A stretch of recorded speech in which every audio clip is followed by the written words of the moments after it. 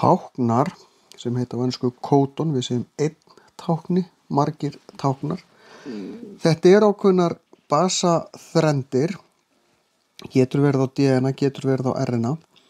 Ef ég skoða RNA þráð, þá geta þar verið mismunandi niturbasar og þið munið að RNA þráðurinn búinn til eftir DNA þræðinum sem eru G, C, ég að skrifa í raun bara eitthvað. Og hver þrend táknar eina ákveðna amínósýru og þetta einn tákni. Hér annar tákni. Hver tákni táknar eina amínósýru og röðin á táknunum, svona höldum við áfram, alltaf 3 í einu, myndar sérstaka röð amínósýra sem þýðir sérstakt prótein.